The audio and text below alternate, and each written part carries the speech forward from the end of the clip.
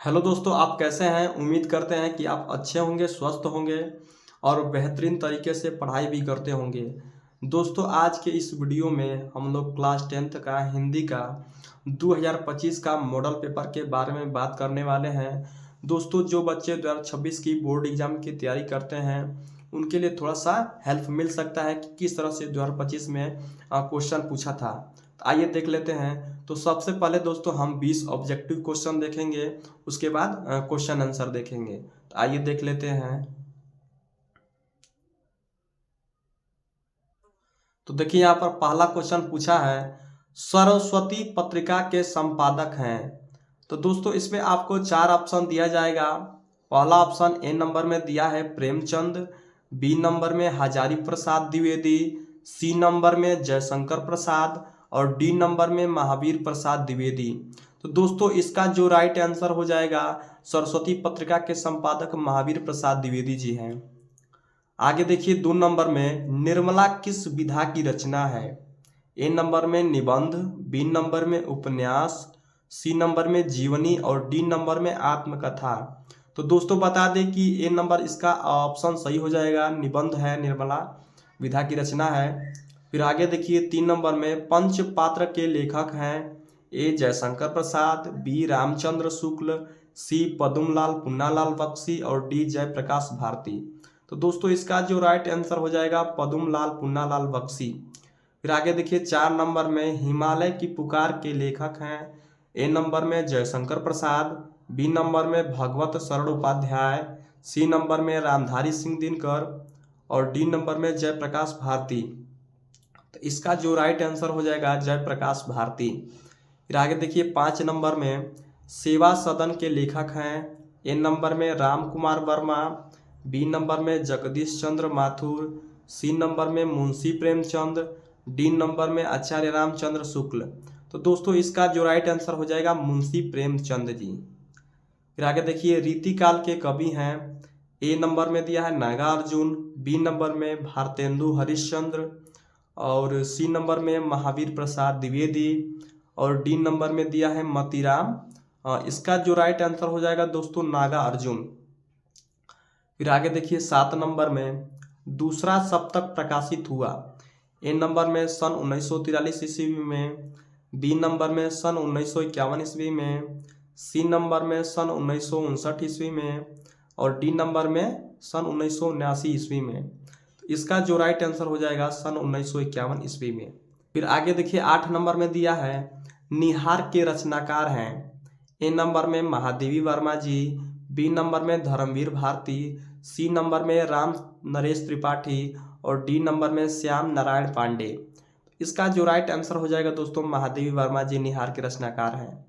फिर 9 नंबर में पुष्प की अभिलाषा शीर्षक कविता किस काव्य संग्रह से ली गई है?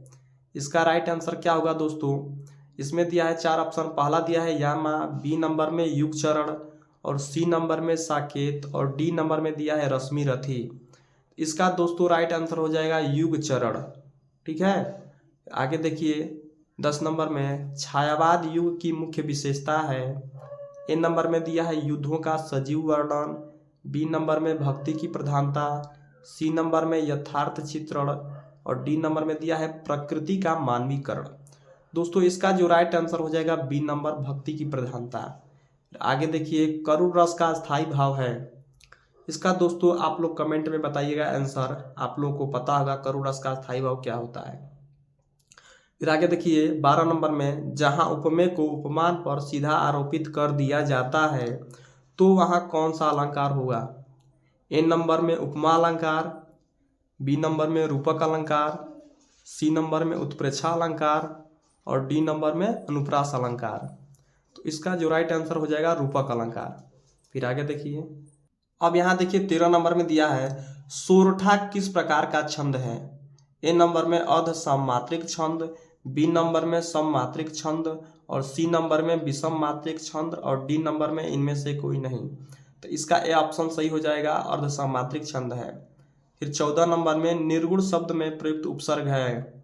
ए नंबर में नी, बी नंबर में गुड़ और सी नंबर में नीर और डी नंबर में देखिए यहाँ पर छोटी की मात्रा और इसमें आधा र दिया है। इसका जो राइट आंसर हो जाएगा ए ऑप्शन नी।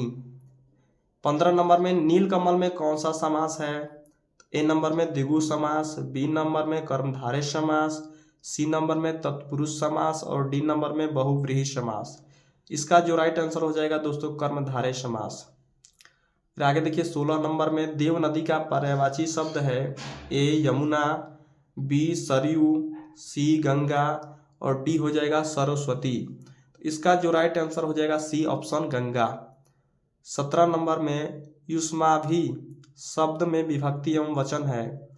इसका जो राइट आंसर हो जाएगा दोस्तों तृतीय विभक्ति बहुवचन। फिर आगे देखिए विकारी पद कितने प्रकार के होते हैं? ए ऑप्शन 2 नंबर का यानी 2 पद का 2 प्रकार का, बी नंबर 3 प्रकार का, सी नंबर 8 प्रकार का या 4 प्रकार का। तो दोस्तों ये जो विकारी पद होते हैं वो 2 प्रकार के होते हैं।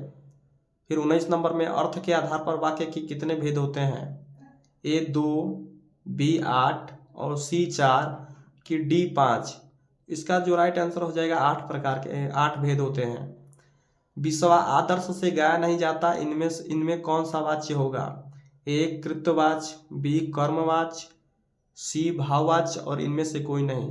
इसका जो राइट आंसर हो जाएगा भाववाच्य।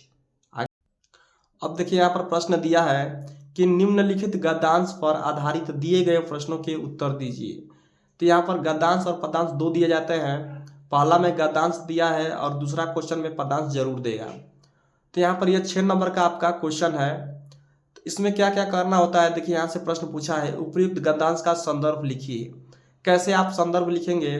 तो सबसे पहले पाठ का नाम याद करेंगे और लेखक का नाम याद करेंगे और लिखेंगे संदर्भ डालकर हेडिंग कि प्रस्तुत गद्यांश हमारी पाठ्य पुस्तक हिंदी के किस चैप्टर से है? तो मित्रता नामक पाठ से लिया गया है जिसके लेखक आचार्य रामचंद्र शुक्ल जी है। ऐसे लिखेंगे।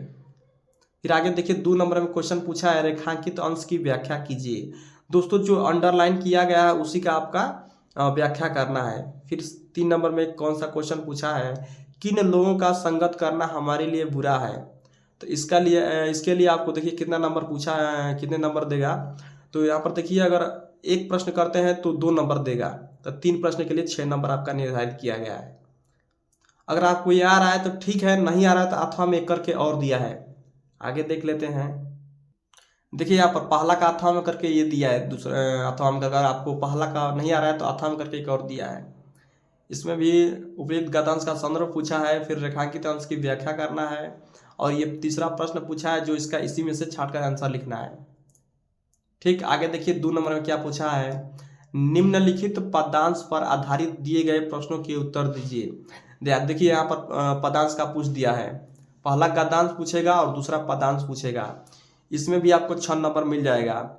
यहाँ पर भी देखिए प्रश्न पूछा है, क्या पूछा है देख लिए।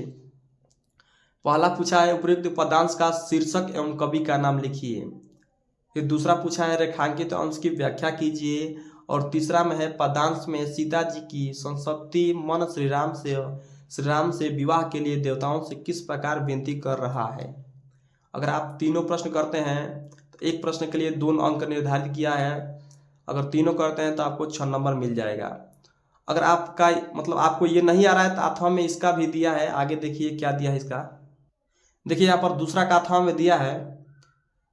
इसका भी क्या प्रश्न पूछा है उपयुक्त पदांश का संदर्भ लिखिए, रेखांकित अंश की व्याख्या कीजिए और निश्चित एवं गिरा शब्द के अर्थ लिखिए। ये दूसरा का अथवा में दिया है। फिर आगे देखिए 3 नंबर में पूछा है निम्नलिखित संस्कृत गद्यांशों में से किसी एक का संदर्भ सहित हिंदी में अनुवाद कीजिए। आपको 5 नंबर मिल जाएगा अगर आप हिंदी में अनुवाद करते हैं संस्कृत का। तो अगर आपको ये आ रहा तो ठीक है, नहीं आ रहा तो एक और करके यहाँ पर देखिए दिया है। इसका आप लोग सॉल्यूशन स्वयं से कर लीजिएगा, पढ़ लीजिएगा अच्छा तरीका से। फिर आगे देखते हैं 4 नंबर में। अब यहाँ पर देखिए 4 नंबर में पूछा है निम्नलिखित संस्कृत श्लोकों में से किसी एक का संदर्भ सहित हिंदी में अनुवाद कीजिए। तो दोस्तों यहाँ पर संस्कृत में श्लोक दिया है जिसको हिंदी में अनुवाद करना है। तो यहाँ पर देखिए दिया है आप दो दुर्गामी च साक्षरो न च पंडित अमुक स्फुट वक्ता च यो जानाति स पंडित।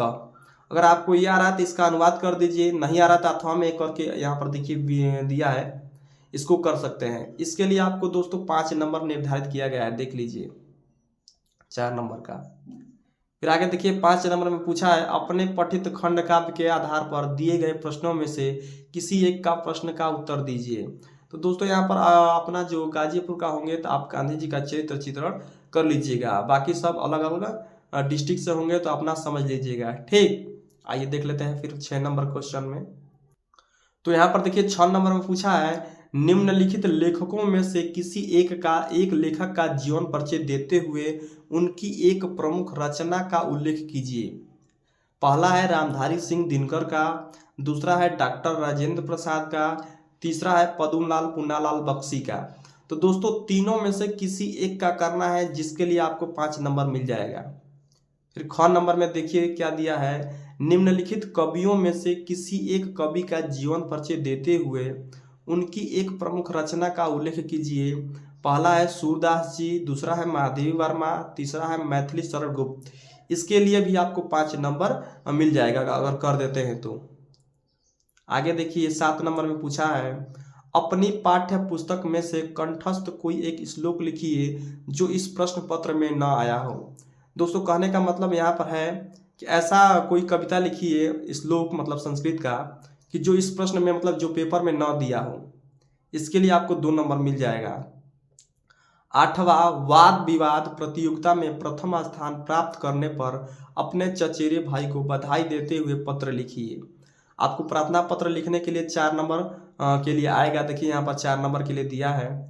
अगर आपको आ रहा है तो नहीं तो अथवा में करके एक और दिया है, आपके विद्यालय के पुस्तकालय में हिंदी की पत्र पत्रिकाएं नहीं मंगाई जाती, इसकी शिकायत करते हुए प्रधानाचार्य को एक पत्र लिखिए। ठीक, आगे देखिए 9 नंबर में क्या क्वेश्चन पूछा है। 9 नंबर में पूछा है निम्नलिखित में से किन्हीं 2 प्रश्नों के उत्तर संस्कृत में दीजिए। तो यहाँ पर जो आपका आंसर आ रहा है 2 कर लीजिए। ठीक है, देखिए इसके लिए आपको 2 नंबर मिल जाएगा। 5 क्वेश्चन पूछा है। फिर आगे देखिए 10 नंबर में क्या पूछा है कि निम्नलिखित में से किसी एक विषय पर निबंध लिखिए। तो यहाँ पर 5 ऑप्शन दिया है। पहला है स्वच्छ भारत पर लिखिए, या प्रदूषण की समस्या और समाधान पर लिखिए।